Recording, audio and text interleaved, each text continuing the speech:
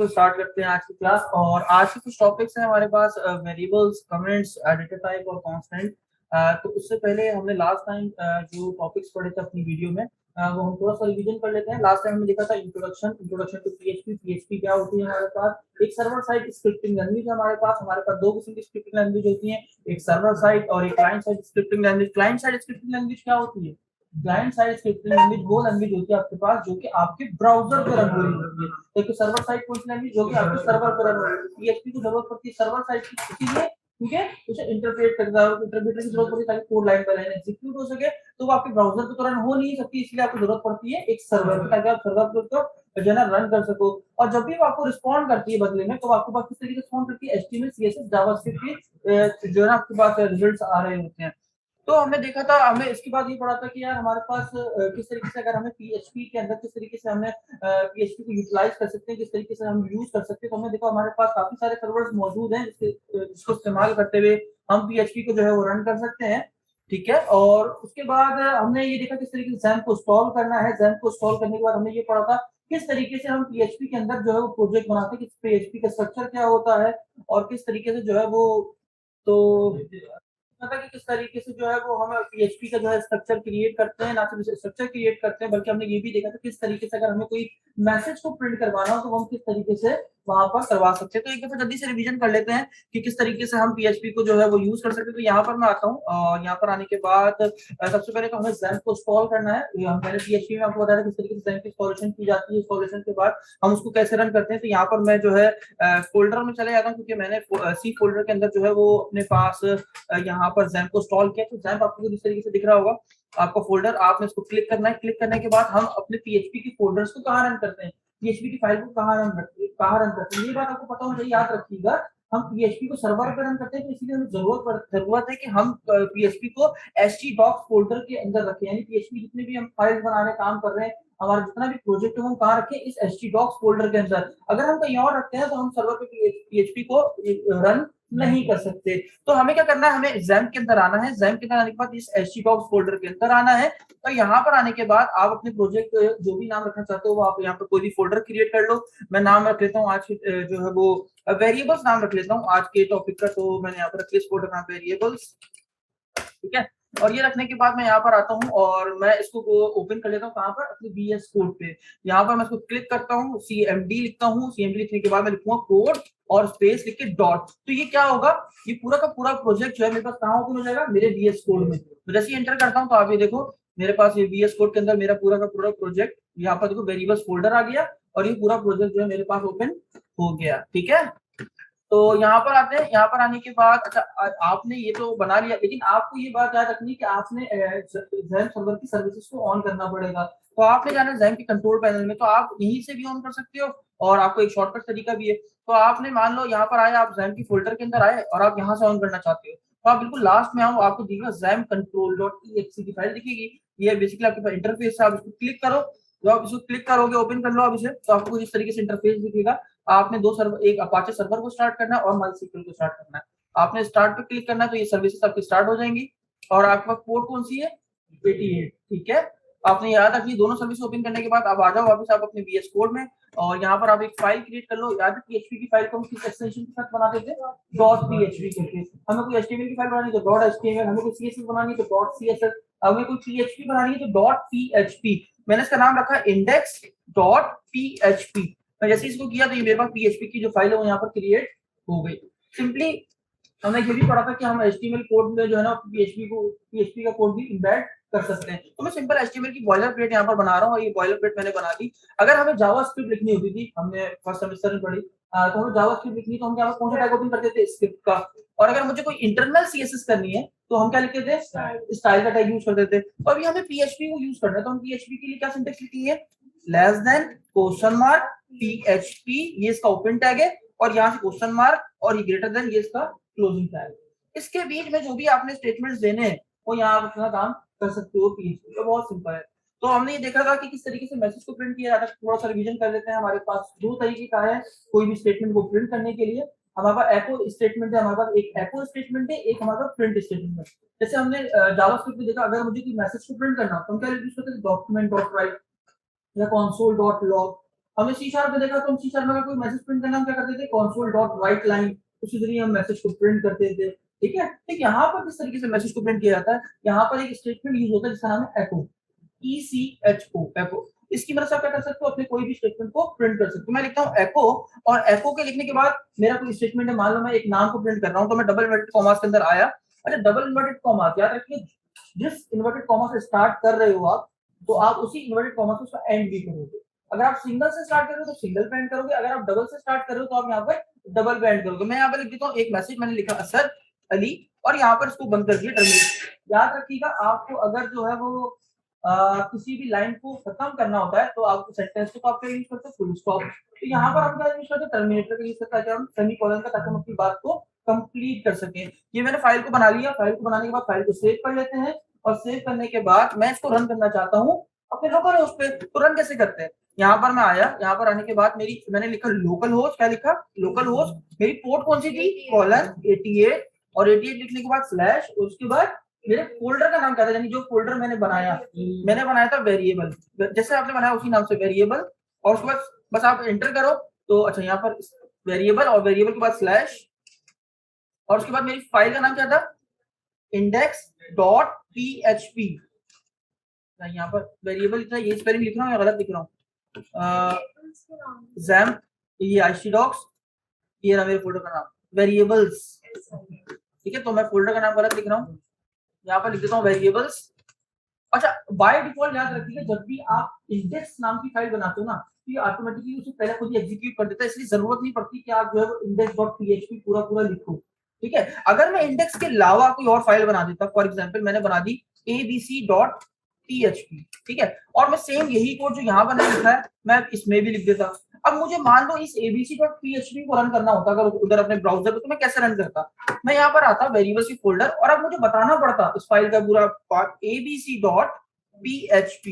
जैसे मैंने यहाँ पर ये लिखा, तो मेरे पास ये वाला जो पेज था मेरा वो ओपन हो गया। ठीक है, ठीक है, तो यहाँ पर हमने देखा किस तरीके से हम फाइल्स को जो है वो अपने पास रन कर सकते हैं, तो हमने ये भी देख लिया। अच्छा, यहाँ पर मैंने एक किसी स्टेटमेंट को प्रिंट किया एको की मदद से, असद अली मैंने लिखा था तो असद अली मैंने प्रिंट कर दिया। अगर मैं कोई दो नंबर्स के दरमियान सम करवाता हूँ तो मैंने लिखा 2+2 या 2+2 लिखा और सेव करा, सेव करने के बाद फाइल को रन किया, तो यहाँ पर रिजल्ट आता है 4। जैसे हम बिल्कुल जावास्क्रिप्ट वगैरह में दूसरी लैंग्वेज में हम मैसेज को प्रिंट कराते थे, तो हम बिल्कुल इसी तरीके से यहाँ पर एको कमांड की मदद से कोई भी स्टेटमेंट को प्रिंट करवा सकते हैं। ठीक है, तो अगर मैंने यहाँ लिखना चाहता हूँ, मैं चाहता हूँ यार मेरे पास दो वर्ड असद वो और एक अली, दो दो स्ट्रिंग है मेरे पास, दो नाम, दो अलग अलग स्टेटमेंट है, मैं चाहता हूँ ये दोनों आपस में जुड़ के लिखें, तो हम वहां पर कौन सा यूज करते थे, कॉन्कैटिनेशन का। हमने देखा सी शार्प में प्लस का सिंबल यूज करते थे, जावास्क्रिप्ट में भी हम जो है वो प्लस का यूज करते थे, तो कॉन्कैटिनेट कर देते थे हम लोग। तो यहाँ PHP में अगर मुझे दो चीजों को आपस में जोड़ के लिखना है, तो मैं कॉन्कैटिनेशन किस तरीके से यूज कर सकता हूँ, तो मैंने यहाँ पर लिखा असद, और यहाँ पर मुझे दो चीजों को जोड़ के लिखना है, तो मैं क्या लिखूंगा, डॉट। हम कॉन्कैटिनेशन यहाँ पर कैसे करते हैं, डॉट की मदद से, और मैंने लिखा यहाँ पर अली, एक ये देखो ये अलग है, यानी ये एक अलग स्ट्रिंग है और ये एक अलग है, तो मैंने इन दोनों को आपस में किसकी मदद से जोड़ा, डॉट। और डॉट यहाँ पर किस तरह वर्क कर रहा है, एज अ कॉन्कैटिनेशन। फाइल को सेव करता हूँ, सेव करने के बाद रिफ्रेश करता हूँ, तो आप ये देखो मेरे पास मेरा मैसेज यहाँ पर प्रिंट हो चुका है। ठीक है, अगर मैं चाहता हूँ ये दो अलग अलग जुमले, मतलब असद एक अलग पूरा स्ट्रिंग है और अली एक पूरा अलग स्टेटमेंट, दो अलग अलग स्टेटमेंट है, यानी दोनों को अलग अलग में प्रिंट करना चाहता हूँ, तो यहाँ पर मैं किस चीज का यूज करता हूँ, दो अलग अलग बातें, तो मैं यूज करता हूँ कॉमा। ठीक है, मैंने आपको बताया था इसका मतलब क्या होता है, ये पूरा एक अलग है, ये एक अलग है, तो यानी मल्टीपल अगर मुझे स्टेटमेंट्स को प्रिंट करना है सेपरेट सेपरेट, तो मैं क्या यूज कर सकता हूँ, कॉमा की मदद से। अच्छा, लेकिन दिखने में अगर आप इसको चलाओगे ना, तो ऐसे आपको कोई इतना डिफरेंस नहीं दिखेगा। ठीक है, लेकिन कॉमा का मतलब क्या है कि आपने एक स्टेटमेंट को दूसरे स्टेटमेंट से क्या कर दिया, सेपरेट कर दिया, अलग कर दिया। ठीक है, और डॉट का मतलब क्या था कि आपने क्या किया, उन दोनों को आपस में जोड़ दिया। तो बिल्कुल यहाँ पर एक और कमांड थी जो लेटेस्ट कमांड है आपके पास, इससे पहले भी एक कमांड थी, एक स्टेटमेंट था जिसकी मदद से क्या करते थे, स्टेटमेंट्स को प्रिंट किया करते थे। तो वो क्या थी, मेरे पास थी, वो थी प्रिंट। क्या थी, प्रिंट। मैंने लिखा प्रिंट। अच्छा, यहाँ पर मैं आता हूँ और यहाँ पर आने के बाद मैं लिखता हूँ प्रिंट असद डॉट अली, इसका मतलब क्या, मैंने असद और अली को क्या कर दिया, आपस में कॉन्कैटिनेट कर दिया। फाइल को सेव किया, सेव करने के बाद रिफ्रेश कर रहा हूँ, ये देखो तब भी सेम रिजल्ट है, यहाँ पर आप देख सकते हो कोई डिफरेंस नहीं है। लेकिन दोनों में एको और प्रिंट के अंदर छोटा सा डिफरेंस है, वो डिफरेंस पता है क्या है, यहाँ पर आप जिस तरीके से अगर मैं कॉमा लगा दूं बीच में, देखना कॉमा लगा दूं और फाइल को सेव करूं और रन करूं, तो मैं यहाँ पर इस तरीके से मल्टीपल अलग अलग स्टेटमेंट्स को प्रिंट की कमांड में प्रिंट नहीं कर सकता। क्यों? क्योंकि ये अलग अलग स्टेटमेंट्स को प्रिंट नहीं करता और echo आपके पास मल्टीपल स्टेटमेंट्स को प्रिंट कर सकता है। तो दोनों में फर्क यही है, बाकी दोनों वर्क बिल्कुल एक ही तरीके से करते हैं, दोनों स्टेटमेंट्स को प्रिंट कराने के लिए ही यूज किए जाते हैं। ठीक है, ठीक है। तो यहाँ पर हमने देखा प्रिंट और echo में डिफरेंस क्या है। ठीक है, तो क्लियर हो गई बात, समझ में आ गई प्रिंट और echo में। ठीक है, अगर हमें मल्टीपल स्टेटमेंट्स को प्रिंट करना हो तो हम क्या यूज करेंगे, echo। और अगर हम काम दोनों एक ही तरीके से कर सकते हैं, लेकिन प्रिंट के अंदर हम क्या नहीं कर सकते, हम मल्टीपल अलग अलग स्ट्रिंग्स को आपस में प्रिंट नहीं कर सकते। हम कॉन्कैटिनेट तो कर सकते हैं दोनों के अंदर, लेकिन सेपरेट सेपरेट वैल्यू को प्रिंट नहीं कर सकते। क्लियर। तो आते हैं आज के टॉपिक पे, और आज का टॉपिक हमारे पास क्या है, वेरिएबल। सही है, वेरिएबल्स क्या होते हैं हमारे पास, वेरिएबल्स होते क्या है हमारे पास। मान लो जस्ट मैं आपसे अगर ये कहूँ कि यार मुझे एक जस्ट मैसेज प्रिंट करना है, तो आप कहोगे सर echo की कमांड चलाएं और जो भी आपको मैसेज प्रिंट करना है वो आप इजीली कर सकते हैं। तो मैंने लिखा echo और मैंने यहाँ पर एक मैसेज लिखा असर्च और सिंपली मैंने इस मैसेज को प्रिंट कर दिया। सही है, फाइल को सेव किया, सेव करने के बाद यहाँ पर आया रिफ्रेश किया, असद यहाँ पर प्रिंट हो गया। ठीक है, मैं आपसे ये कहता हूँ मुझे ये स्टेटमेंट 10 टाइम्स प्रिंट करके दे दो, आप क्या करोगे, आप क्या करोगे, आप सिंपली कहोगे सर आपने ये जो लिखी कमांड आप इसको कॉपी करें और 10 टाइम्स जो है वो पेस्ट कर दें। सिंपल है ना, आप कहोगे सर 10 टाइम्स यहाँ पर पेस्ट कर दें। तो यहाँ पर हमने देखा कि अगर मुझे एक स्टेटमेंट को एक से ज्यादा बार प्रिंट करना हो तो आपने कहा सर इसको जो है वो कॉपी पेस्ट कर लें, कॉपी पेस्ट करने के बाद जो है मैं इस पेज का रिफ्रेश करूं तो मेरे पास कुछ इस तरीके से मेरे पास 10 स्टेटमेंट्स आ गए। अच्छा, लास्ट टाइम हमने ये भी पढ़ा किस तरीके से एचटीएमएल को इम्बेड किया जाता है पीएचपी कोड के अंदर। तो मैं ये चाहता हूँ यार ये लाइन ब्रेक कर कर है, तो वही हमारे पास जैसे हम करते हैं सिंपली हम क्या करेंगे, इसके यहाँ पर इस स्टेटमेंट के अंदर हम यहाँ लिखेंगे बी आर का टैग लगा दें। ठीक है, और हर किसी के अंदर बी आर का टैग लगा देते हैं, सेव कर लेते हैं, copy copy paste paste paste और ये पेस्ट, फाइल को सेव किया, पेज को रिफ्रेश किया, तो मेरे पास कुछ इस तरीके से मेरी स्क्रीन पे मेरा रिजल्ट आ गया। ठीक है, मैंने असद लिख दिया। अब मैं ये चाहता हूँ कि आप इस असद को जो है ना असद अली कर दो, अब आप क्या करोगे, और अब मान लो अभी तो 10 टाइम, अभी तो वहां पर 5 to 10 टाइम्स मौजूद है। ठीक है, तो कल को 100 टाइम्स होता, तो अब आप करोगे क्या, अब हर किसी में जाओगे आप यहाँ पर अली जो है वो लिखोगे इस तरीके से। ठीक है, आपको सारे के सारे echo में जाके जो है ना वो आपको इस तरीके से क्या करना है, अली को लिखना पड़ेगा। ठीक है, यहाँ पर हम लिख लेते हैं। ठीक है, अब रिफ्रेश किया तो ये मेरे पास यहाँ पर आ गया। फिर मैं दोबारा चेंज करने को कहूँ ये नाम ही नहीं चाहिए मुझे, कोई और नाम यहाँ पर चाहिए, तो आपके पास आपने क्या करना पड़ेगा, हर बार हर एक लाइन को जा जाके बार बार चेंजेस करनी पड़ेगी। तो क्या हमारे पास कोई ऐसा तरीकेकार है कि जहाँ हमारे लिए ये काम बहुत इजी हो जाए और हमें बार बार चेंज करने की जरूरत ना पड़े। तो आपके पास एक कॉन्सेप्ट आता है वेरिएबल्स। ठीक है, वेरिएबल्स क्या है, एक तरह कंटेनर जो अपने पास वैल्यू को स्टोर करके रखते हैं। फॉर एग्जाम्पल जैसे आपके घर में आपकी जो मदर है वो जैसे किचन के अंदर जो है ना वो जार्स रखती है, एक तरह कंटेनर है, इसमें मल्टीपल, किसी में दाल स्टोर कर रही है, किसी में जो है वो चीनी स्टोर कर रही है, किसी में पत्ती स्टोर कर रही है, कोई ना कोई कंटेनर क्या कर रहा है अपने पास कोई ना कोई डेटा को स्टोर कर रहा है। तो इसी तरीके से आपके वेरिएबल्स क्या करते हैं, अपने पास कोई ना कोई वैल्यू को स्टोर कर रहे होते हैं। जैसे यहाँ पर मैं ये कहूँ कि आपने मैथमेटिक्स में पढ़ा होगा, आपने एक इक्वेशन पढ़ी है, कोई भी इक्वेशन आपने पढ़ी हो, तो आपकी टीचर ने इस तरीके से लिखा हो कि ए की वैल्यू जो है वो 3 है, बी की वैल्यू क्या है 4 है, और सी की वैल्यू क्या है मान लो इस तरीके से लिखा हो 5। तो अब आप इससे क्या अंदाजा लगा रहे कि यार ए की जो वैल्यू है उसमें क्या मौजूद है, 3 मौजूद है, यानी ए के अंदर जो वैल्यू है वो क्या है 3। आप ये तो नहीं कहते थे कि ए की वैल्यू 4 है, नहीं, क्योंकि आपको पता था कि आपके टीचर ने क्या कहा, ए की वैल्यू से क्या है 3, बी की वैल्यू क्या आपके पास 4, सी की वैल्यू क्या आपके पास 5, यानी ए जो है वो क्या कंटेन कर रहा है अपने पास वैल्यू, किसकी वैल्यू, ए की खुद की वैल्यू क्या कंटेन कर रहा है 3। तो इस तरीके से आपको वेरिएबल्स ये क्या करते हैं अपने पास वैल्यू को स्टोर करके रखते हैं। ठीक है, तो यहाँ पर वेरिएबल कॉन्सेप्ट बिल्कुल सेम है। वेरिएबल क्या एक तरह कंटेनर जो कि अपने पास वैल्यूज को स्टोर करके रखता है। अब वो वैल्यूज एक तरह की होती है, मल्टीपल टाइप्स की होती है। मल्टीपल टाइप्स क्या होता है हम ये बाद में डिस्कस करेंगे। याद रखिएगा एक तरह की वैल्यूज वो स्टोर नहीं करता, डिफरेंट टाइप की वैल्यूज अपने पास स्टोर कर रहा होता है।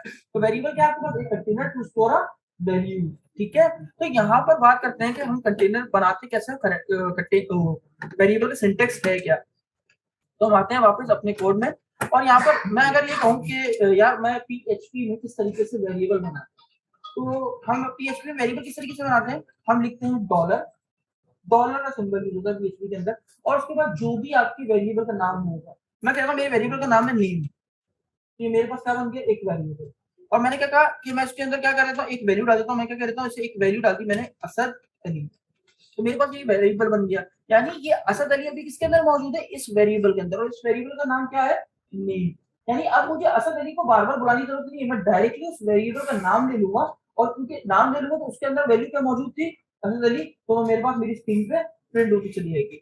अच्छा, अब मैं इसको प्रिंट कराता हूँ, क्योंकि असद अली जो है वो किसके अंदर मौजूद है, आपके नेम वेरिएबल के अंदर। मैं किस तरीके से प्रिंट कराऊंगा, मैंने लिखा एको, और एको के बाद, अच्छा आप इस तरीके से गलती मत करिएगा, लोग अक्सर स्टूडेंट गलती करते हैं, क्या करते हैं कि वो डबल इन्वर्टेड कॉमा में आएंगे, और आपका जो वैल्यू स्टोर है वो कहाँ है, वो नेम के अंदर, आपकी वेरिएबल, तो आपका वेरिएबल तो ये है, आप इस वेरिएबल को यहाँ पेस्ट कर दोगे और इस तरीके से आप चला दोगे सेव करके, तो ये गलत तरीका है आपके। अच्छा, क्यों गलत तरीका है, क्योंकि डबल इन्वर्टेड कॉमा में हम वही वैल्यू लिखते हैं जो डायरेक्टली एज इट इज वैसे ही प्रिंट हो जाए। तो अगर मैंने इसके अंदर जो वेरिएबल लिखा है, यानी जो भी लिखा हुआ है, वो क्या करेगा, डबल इन्वर्टेड कॉमा जैसा लिखा है उसको एज इट इज वैसे ही मेरे पास मेरी स्क्रीन पे दिखा देगा। तो मैं आपको चला के दिखाता हूँ, तो यहाँ पर देखो यसद अली आ रहा है, क्यों, तो यहाँ पर जो है वो हम सिंपल, अगर हमें किसी नाम, अच्छा याद रखिएगा, आप कोई भी आप स्ट्रिंग को, अगर आप कोई भी मैसेज स्टेटमेंट बनाना चाहते हो तो आप उसको सिंगल से अगर स्टार्ट कर रहे हो तो सिंगल पे ही उसका एंड करोगे, अगर आप डबल से उसको स्टार्ट कर रहे हो तो डबल पे ही आप उसको एंड करोगे, ठीक है।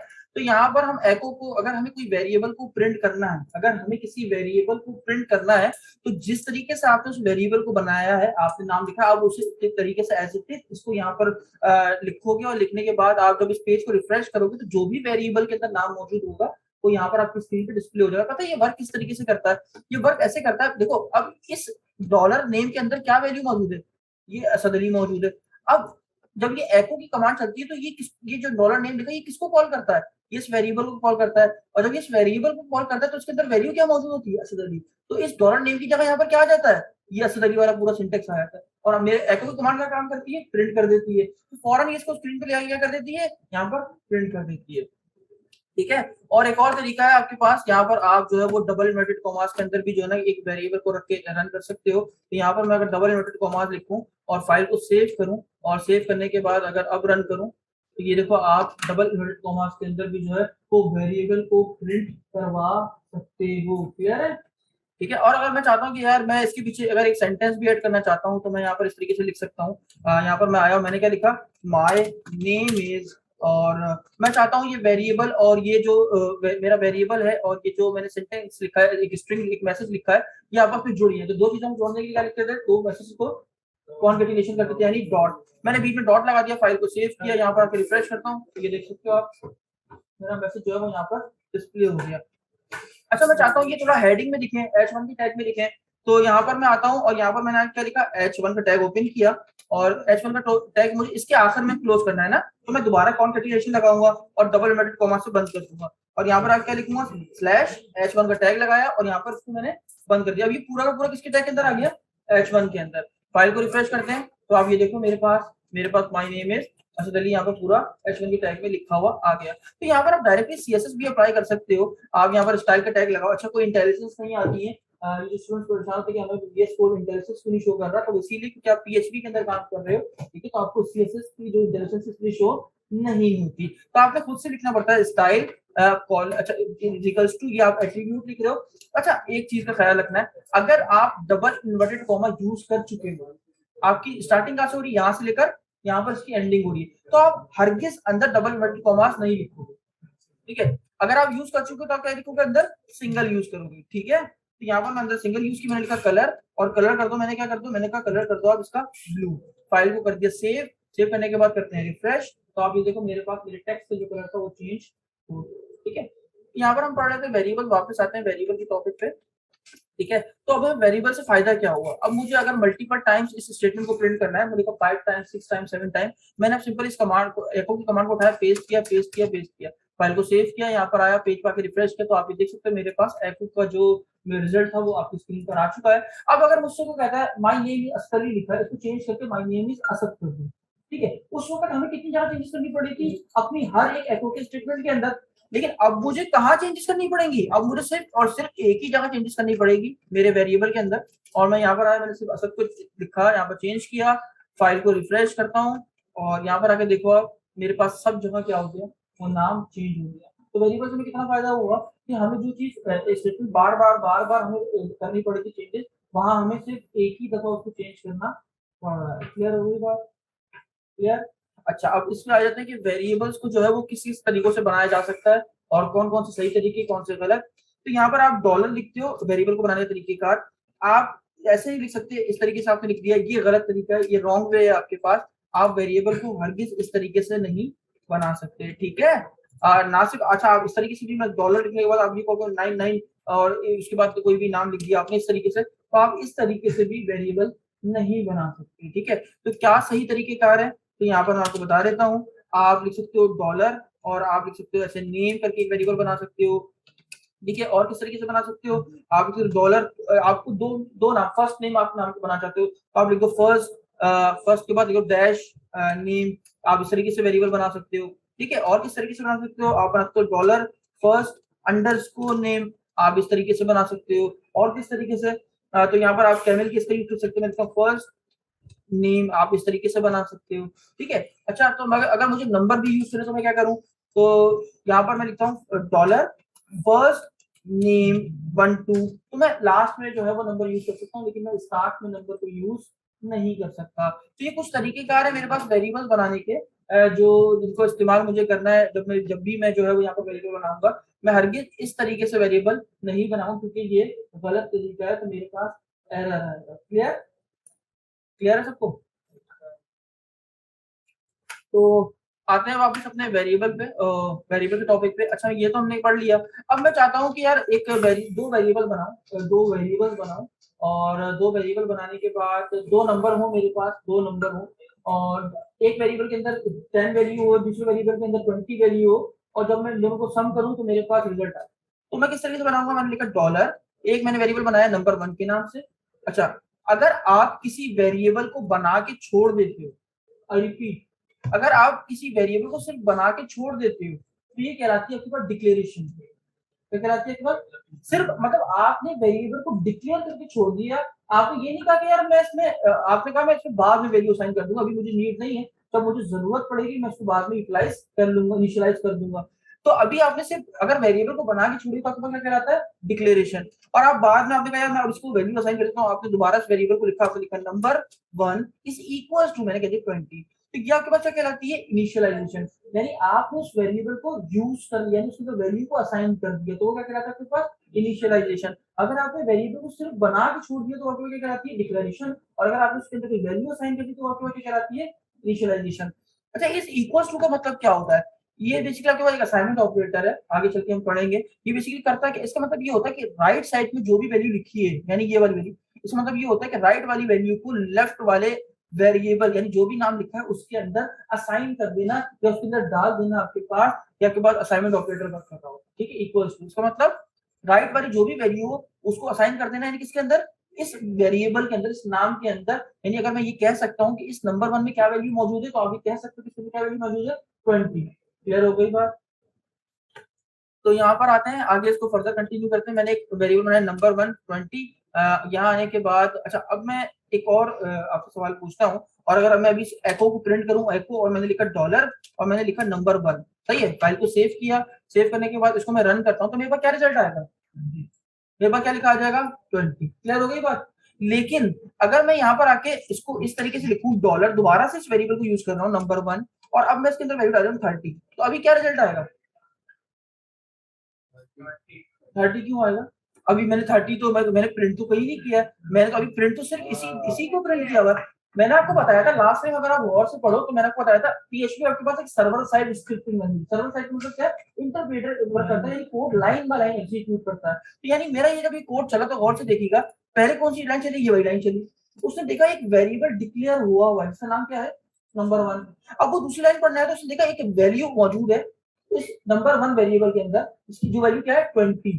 अभी नेक्स्ट लाइन में आया तो उसने देखा एक एको स्टेटमेंट मेरे पास है, जिसमें क्या कॉल हो रहा है, नंबर 1 वैल्यू, यानी नंबर 1 की वैल्यू क्या बढ़ेगी ऊपर, 20, तो उसने रिजल्ट क्या दिखा दिया, 20। अब ये नीचे लाइन में आया तो उसने देखा नंबर 1 की जो वैल्यू थी वो चेंज करके क्या कर दी गई है, 30। अगर अब मैं दोबारा से एको की कमांड इसके बाद चलाऊंगा, फाइल को सेव करके, तो अब क्या रिजल्ट आएगा, 20 भी आएगा और 30 भी मेरे पास डिस्प्ले हो रहा होगा। तो यानी हमने देखा कि अगर मैं वैल्यू उसी वेरिएबल में दोबारा कोई वैल्यू साइन कर दूं तो मैं उसे ओवरराइट कर सकता हूं पहले वाले से। क्लियर। यानी हम वेरिएबल की वैल्यू को ओवरराइट कर सकते हैं बाद में जितनी दफा चाहें। क्लियर? एक दफा नहीं, मल्टीपल टाइम जितनी दफा मुझे यूज हो मैं उसे ओवरराइट कर सकता हूँ। क्लियर हो गई बात? तो वापस आते हैं, हम लोग प्रोग्राम बना रहे थे, हम ये प्रोग्राम बना रहे थे कि यार हम दो वेरिएबल बना रहे हैं और उस दो वेरिएबल के अंदर हम एक अलग अलग वैल्यू डाले। मैंने कहा 20 और दूसरा वेरिएबल मैं बना लेता हूँ नंबर टू के नाम से, और मैंने क्या लिखा यहाँ पर एक वेरिएबल बनाया नंबर 2 और उसमें मैंने वैल्यू डाल दी 30। ठीक है, 30। अब मैं चाहता हूँ इन दोनों का सम हो जाए, तो मैंने लिखा एको की कमांड चलाई और मैं एक मैसेज कर रहा हूँ द एडिशन इज, और मुझे क्योंकि अब इसको मतलब दो अलग अलग स्टेटमेंट को लिखना है तो मैं क्या यूज करूंगा बीच में, कॉनकैटिनेट यूज कर सकता हूँ, मैंने डॉट यूज किया। ठीक है, मैंने यहाँ पर क्या लिखा, अब मैं यहाँ पर आके क्या लिखूंगा, डॉलर, क्या लिखूंगा, पहले वेरिएबल का नंबर 1 प्लस कर दो किसके साथ, नंबर 2 के साथ। बहुत सिंपल सा स्टेटमेंट मैंने लिखा। मैंने क्या कहा द एडिशन इज, ये तो जस्ट एक मैसेज है, मैसेज लिख जाएगा, उसके बाद मैंने इसको कॉनकैटिनेट यानी इन दोनों को प्लस करके जो भी दिखाओगे वो इसके साथ जोड़ के लिख दो। क्लियर? फाइल को सेव किया और सेव करने के बाद अगर मैं इसको रन करूं, यहाँ पर रिफ्रेश करूं, द एडिशन इज। क्लियर हो गई बात? क्लियर है? सबको क्लियर है? ठीक है, तो ये तो था हमारे पास वेरिएबल का टॉपिक। आपने देखा वेरिएबल हमारे पास क्या है, इतना कंटेनर जो अपने पास वैल्यूज को स्टोर कर सकता है। ठीक है, लेकिन मल्टीपल टाइप की वैल्यूज को। अभी आपने देखा, अगर आप यहाँ पर देखो तो यहाँ पर एक डिफरेंट वैल्यू है एक, और यहाँ पर देखो तो आप एक डिफरेंट। ठीक है, तो अब ये होती क्या है, तो हम ये भी पढ़ लेते हैं। इसके बाद हमारा टॉपिक है वेरिएबल्स के बाद हमारा टॉपिक है पहले डेटा टाइप्स पढ़ लेते हैं। ठीक है, बाद में कमेंट्स की तरफ बढ़ते हैं। डेटा टाइप क्या होती है?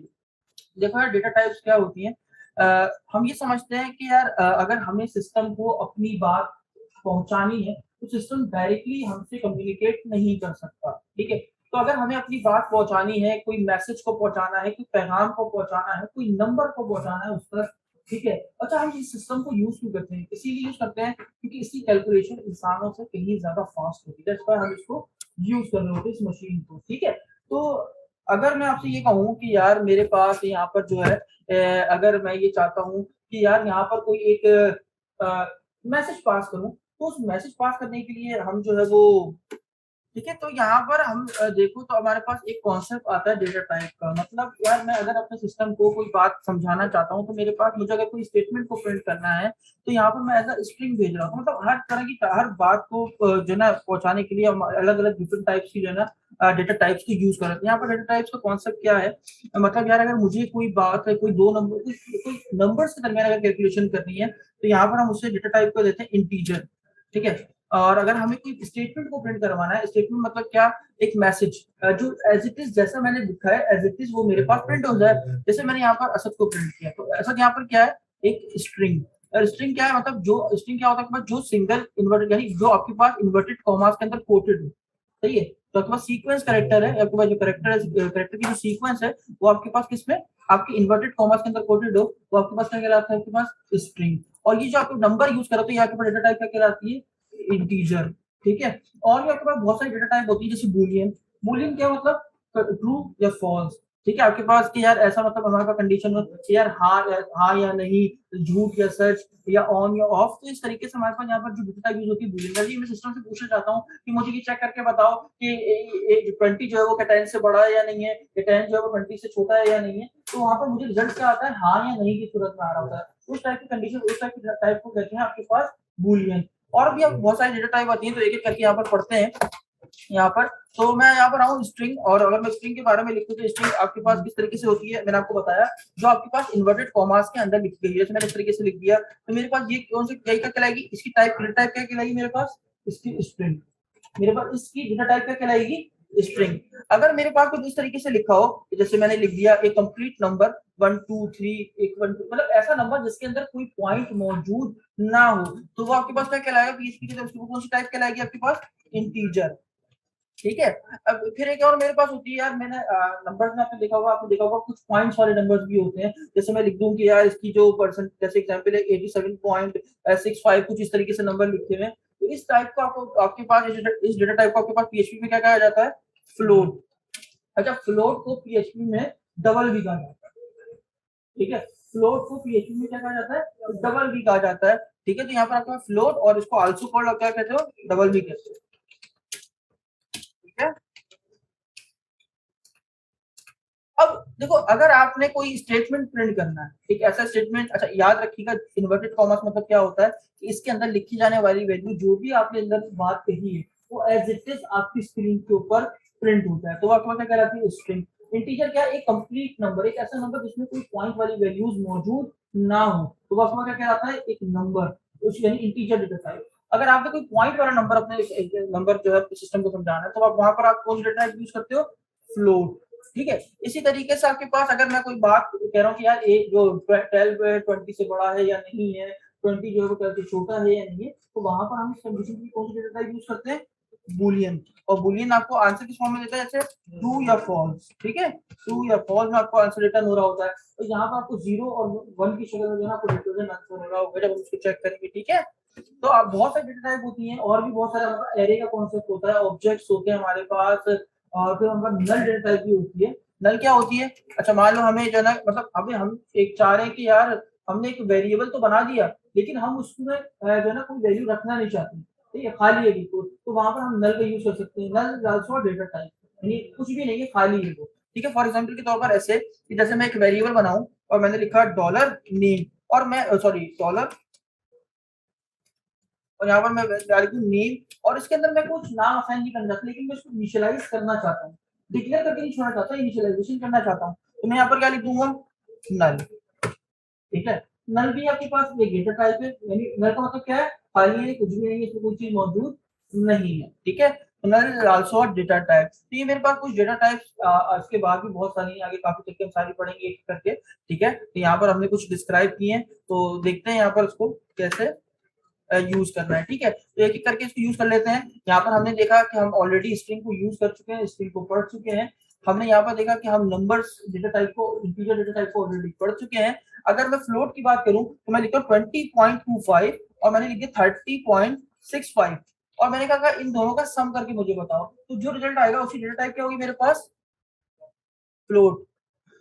क्लियर है, मैं अगर रिफ्रेश करूं ये मेरे पास आंसर किसमें आ रहा है, फ्लोट। द एडिशन इज 50.9, तो यानी जो मुझे आंसर रिटर्न होगा किसमें, वो किस टाइप में हुआ, फ्लोट में। ठीक है, तो अगर मैं यहाँ पर ये कहूँ, अच्छा यहाँ पर अगर मैं बूलियन की बात करूं तो बूलियन किस तरीके से मैं यूटिलाइज कर सकता हूँ, तो यहाँ पर मैं जस्ट एक यहाँ पर एक वेरिएबल बना देता हूँ और मैं कह देता हूँ डॉलर, और यहाँ पर मैं लिख देता हूँ कोई भी वेरिएबल, मैंने कह दिया नेम, मतलब इसी को हम कर लेते हैं, यही वाले को, और मैं जस्ट कॉपी एको करता हूँ, और एको करने के बाद मैं यहाँ पर प्रिंट कर देता हूँ। ठीक है, और मैं सिंपल यहाँ पर हम इसको और ज्यादा इजी बनाते हैं, मैंने लिखा एक वेरिएबल डॉलर, मैंने लिखा नेम और इज इक्वल टू, मैंने इसमें पास कर दिया ट्रू।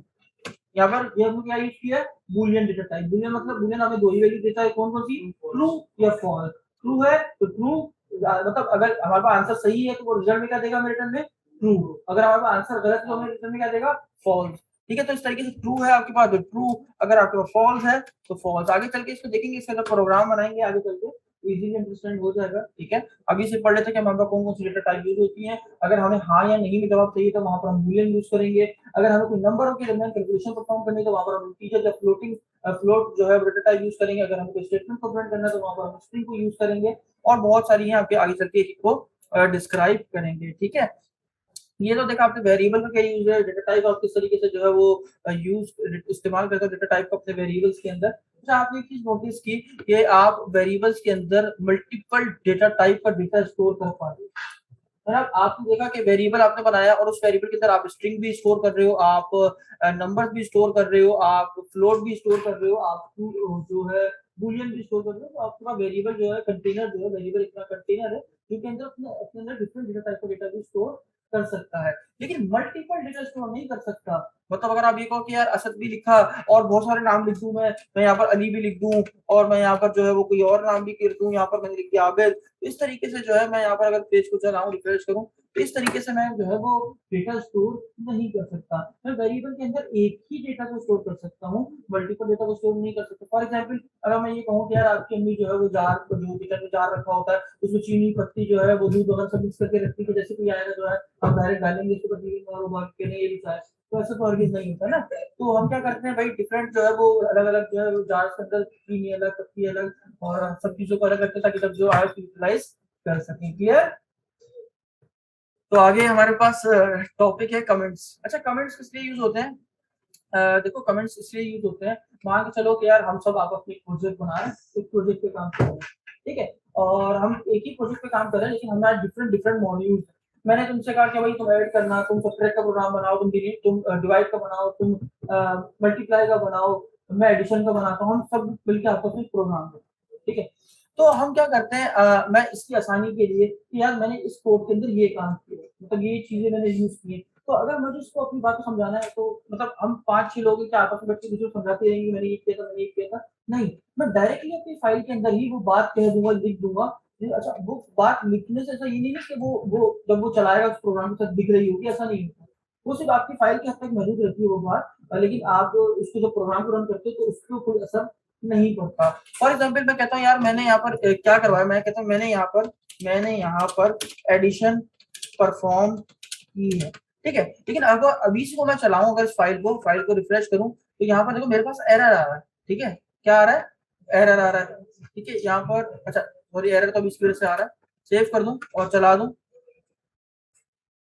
ठीक है, तो यहाँ पर मुझे कह रहा है लाइन नंबर 25 में एरर है, क्यों एरर है भाई, ये मैंने क्या लिखा है वो अंडरस्टैंड नहीं कर पा रहा, लेकिन मैं चाहता हूँ कि यार ये लाइन जो है वो रहे भी और कोई एरर भी थ्रो ना हो, और ये अच्छा इसके आसानी के लिए कि इसके आसानी के लिए कि जब बाद में इसको मैं अपना कोड दूं तो इजीली अंडरस्टैंड कर सके कि मैंने यहाँ पर एडिशन परफॉर्म की है, तो यहाँ पर हमारे पास कॉन्सेप्ट आता है कमेंट का। अब यहाँ पे दो तरीके से कमेंट कर सकते हैं, एक होता है सिंगल लाइन कमेंट, एक होता है मल्टी लाइन कमेंट,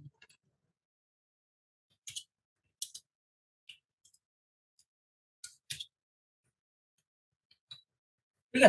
अगर मैं इस लाइन को कमेंट करना चाहता हूँ तो मैं कैसे करूंगा, ठीक है, तो अगर सिंगल लाइन कमेंट को आपको करना है तो आप पीएचपी के अंदर डबल फॉरवर्ड स्लैश यूज करो, अगर आप एक सिंगल लाइन को कमेंट करना चाहते हैं, ठीक है, और अगर आप मल्टी लाइन को कमेंट करने, जैसे मैं लिख दूं मल्टी लाइन, इस तरीके से मैं 3 लाइनों में लिख दिया, अगर मुझे इसको कमेंट करना है एक साथ तो मैं कैसे करूंगा, जैसे हम सीएसएस में करते थे, कैसे forward slash at the asterisk, और वापसी कैसे स्टैरिक से क्लोज किया और ये अगर हमें सिंगल लाइन को कमेंट करना है तो हम डबल स्लैश से, और अगर हमें मल्टीपल लाइन को कमेंट करना है तो जिस तरीके से हम सीएसएस में करते थे उसी तरीके से हम यहाँ पर करते हैं। तो अभी मुझे अगर ये लाइन में कमेंट कर दूं और फाइल को सेव करूं और रिफ्रेश करूं तो आप ये देखो मेरा प्रोग्राम चल रहा है और इसमें वो बात मैं यहाँ पर एडिशन परफॉर्म कर रहा हूँ, मल्टी लाइन और सिंगल लाइन कहीं भी आपको डिस्प्ले नहीं हो रहा, क्यों, क्योंकि कमेंट सिर्फ आपकी फाइल आपकी जो है वो नॉलेज के लिए होते हैं ताकि आप उसको यूटिलाइज कर सको, बाद में जब भी आपको कोड देखो तो आपको पता चले कि आपने यहाँ पर कौन सा टास्क परफॉर्म किया था, क्लियर। अभी तक आपने देखा कि यार हमने वेरिएबल्स को यूज किया, और वेरिएबल को यूज करते करते हमने ये भी देखा कि जब हम वेरिएबल्स को वैल्यू को दोबारा उस वेरिएबल को यूज करके उसमें कोई नई वैल्यू असाइन करें तो पुरानी वैल्यू से वो वैल्यू क्या हो जाती थी, ओवरराइड हो रही थी। तो मैं चाहता हूँ यार मेरे पास एक मेरी कंपनी का नाम है और मैं फाइल में वो यूज करना चाहता हूँ, और मैं चाहता हूँ कि यार जब भी मैं उस कंपनी का नाम कोई भी बंदा जो है ना वो दोबारा से उसको ओवरराइड कर चेंज ना कर सके, तो वहां पर मेरे पास एक टॉपिक आता है जिसका नाम क्या है, कांस्टेंट। कांस्टेंट किस चीज को कहते हैं, ऐसी चीज जिसको आप तब्दील ना कर सको यानी चेंज ना कर सको तो आप कांस्टेंट बनाते, तो हम कांस्टेंट वेरिएबल कैसे बनाते हैं, हम कांस्टेंट वेरिएबल पीएचपी के अंदर कैसे बनाते हैं, तो देखते हैं। थोड़ा सिंपल तरीका है, यहाँ पर आपके पास एक फंक्शन यूज होता है कांस्टेंट को बनाने के लिए, कांस्टेंट वेरिएबल बनाने के लिए, इसका नाम है डिफाइन, ठीक है, क्या है डिफाइन। अब जब इस डिफाइन के ऊपर आप क्लिक माउस रखोगे तो आपको ये दिखाएगा आर्ग्यूमेंट्स, यानी ये डिफाइन अपने पास कितनी आर्ग्यूमेंट्स कंटेन करता है। तो पहली आर्ग्यूमेंट ये कहता है कि यार आप पहली आर्ग्यूमेंट क्या है, तो पहली आर्ग्यूमेंट ये कहता है कि आप अपने वेरिएबल का नाम रखो, जैसे हम ऊपर रखते थे नंबर 1 नंबर, अच्छा एक चीज से खास ख्याल रखना, इसमें अगर आप कोई वेरिएबल का नाम रखो तो वो कभी डॉलर से शुरू मत करो, आई रिपीट, अगर आप उसमें वेरिएबल का नाम रख रहे हो तो वो डॉलर से शुरू नहीं करना। मैंने जैसे नाम रख दिया नेम, ठीक है कि मैंने नाम रख दिया, अच्छा इस नाम को आपने डबल इन्वर्टेड कॉमास के अंदर कोट करना है, ठीक है, लिख दिया, ये क्या हो गया, इसमें वेरिएबल का नाम, क्या हो गया वेरिएबल का नाम। अब कांस्टेंट का मतलब क्या होता है कि आपने अगर उसको बनाया है तो उसमें कोई वैल्यू भी उसके ऊपर डालनी चाहिए, क्योंकि आप अगर वैल्यू डालते तो वो वैल्यू बाद में यूटिलाइज मतलब आप उसमें कांस्टेंट की फंक्शनलिटी कि आप उसको बाद में ओवरराइट कर नहीं सकते, तो जरूरी है कि जब आप उसको बना रहे हो तभी उसके अंदर वैल्यू भी इंसर्ट करो, सही है। तो यहाँ पर ये हो गया उसके वेरिएबल का नाम, जब इसको बाद में कॉलिंग की जा रही होगी, जैसे हम बाद में इसमें 20 को 20.5 किसमें मौजूद था, नंबर 1, तो हमें जब भी कॉल करना पड़ता तो हम क्या लिखते थे, नंबर 1 को बुला लो, उसमें क्योंकि वैल्यू क्या मौजूद थी 20.25, तो इस तरीके से यहाँ पर हमने इस वेरिएबल का नाम बताया, नेम है, और यहाँ पर मेरी कंपनी का नाम क्या है मैंने लिख दिया, मान लो डिजिटल, ठीक है, और यहाँ पर आके इसको कर दिया बंद। तो ये मेरे पास क्या बन गया, एक कांस्टेंट वेरिएबल। मैंने क्या रखा, इसमें वैल्यू क्या है, स्ट्रिंग, और इसका नेम क्या है इस वेरिएबल का, नेम। क्लियर हो गई बात। अगर मैं यहाँ पर आके लिखूं एको, और एको लिखने के बाद इसको प्रिंट कैसे करते हैं, बहुत सिंपल है। एको, मेरे वेरिएबल का नाम क्या था, मेरे वेरिएबल का नाम क्या है जिसमें डिजिटल लेस स्टोर है, नेम। मैंने लिखा नेम, और मैंने इसको फाइल को सेव किया, चला देते हैं। ये देखो मेरे पास मेरा नाम प्रिंट हो चुका है, ठीक है। और अगर मैं इसे ओवरराइट करने की कोशिश करूं, मान लो मैं कहता हूं यार इस नेम वेरिएबल के अंदर क्या करो आप, यहाँ पर आओ और इसमें कह दो कि नहीं यार, यहाँ पर कह दो ABCD, फाइल को सेव किया और चेंज करा, रिफ्रेश करा, ये देखो। यानी आप कांस्टेंट को चेंज नहीं कर सकते। कांस्टेंट हम बनाते ही इसीलिए ताकि हम उसे एक दफा बना के फिक्स कर दें, ताकि हमें बाद में इसको कोई भी ओवरराइट ना कर सके। तो हम PHP में इस तरीके से कांस्टेंट को बनाते हैं डिफाइन फंक्शन से। क्लियर हो गई बात, ठीक है। अच्छा, इसमें आपको, जब मैं आपको यहाँ पर दिखा रहा हूँ, तो यहाँ पर आपको 3 आर्ग्यूमेंट दिख रही होंगी। एक स्ट्रिंग का नाम है, इस वेरिएबल का नाम क्या है, दूसरा ये जो आपने इसके अंदर क्या वैल्यू असाइन करनी है, तीसरा ये केस इनसेंसिटिव। अच्छा, ये PHP के 8 वर्जन से ऊपर जितने भी वर्जन है उसमें चलता नहीं, तो इसीलिए मैंने आपको ये चला के दिखाया। PHP के 8 वर्जन से जितने भी नीचे वर्जन थे ना, उस पे ये वर्क करता था। मतलब क्या वर्क करता था, मतलब यहाँ पर वैल्यू थर्ड आर्ग्यूमेंट होती थी ट्रू या फिर फॉल्स। अच्छा, इससे होता क्या था, पता है होता क्या था, इससे ये होता था कि अगर, अच्छा बाय डिफॉल्ट फॉल्स होता था, तो मतलब फॉल्स मतलब ये था कि यार जिस तरह से इसका नाम लिखा है, तो जब आप उसको कॉल करोगे ना एको नेम को, तो आप जब उसके वेरिएबल को कॉल करो तो बिल्कुल एज इट इज ऐसे लिखा होना चाहिए। तो अगर मैं इसको ट्रू कर दूं तो क्या होता था, ट्रू से पता ये फायदा होता, अगर आप स्मॉल लेटर में भी लिखा है ना, तो आप उसको कैपिटल लेटर में भी लिख सकते हैं। यानी उसको केस सेंसिटिव इनसेंसिटिव बनाना चाहता हूँ। एक तो केस सेंसिटिव होता है कि जैसे लिखा है एडिटिव वैसे लिखो, तो ये अगर ट्रू लिखने से क्या होता है, केस इनसेंसिटिव होता, मतलब चाहे तो स्मॉल लेटर में प्रिंट कर लो, चाहे तो कैपिटल में प्रिंट कर लो, दोनों तरीकों से आपके पास कांस्टेंट वर्क कर सकता है, ठीक है। लेकिन क्योंकि PHP 8 वर्जन के बाद से ये वर्क नहीं करता, ये फंक्शनलिटी रिमूव कर दी है, दैट्स व्हाई मैंने आपको ये चीज नहीं कराई। तो अगर आप देखना चाहो कि आपकी PHP का वर्जन कौन सा, तो आप देख सकते हो इजीली। आप यहाँ पर जाओ, जैम्प में जाओ, सी में आओ, जैम्प में आओ, यहाँ पर PHP का फोल्डर होगा, इसमें आओ, इसको CMD पे ओपन करो, और यहाँ लिखो PHP माइनस वर्जन। मेरे पास यूज हो रहा है 8.0.12, ठीक है। तो आप इस तरीके से PHP का वर्जन भी चेक कर सकते हो। क्लियर। तो यहाँ पर आज हमने जो जो टॉपिक देखे पढ़ने थे, वो सारे के सारे हमने जो है वो यहाँ पर कमेंट कर लिए। वेरिएबल्स भी, डेटा टाइप्स भी, सारी डेटा टाइप तो नहीं पढ़ी, लेकिन कुछ जो नॉलेज जो हम यूज करते चले जाएंगे, और आहिस्ता आहिस्ता आने वाले कोर्सेज में जो है, आने वाली वीडियोज में हम जो है वो मल्टीपल और भी डेटा टाइप जो है वो कवर करेंगे। कमेंट्स हमने पढ़ लिए, कांस्टेंट कैसे यूज किया जाता है, कांस्टेंट बनाया कैसे जाता है, वो भी हमने यहाँ पर कवर कर लिया, ठीक है। तो मिलते हैं नेक्स्ट वीडियो में, तब तक के लिए इजाजत दीजिए।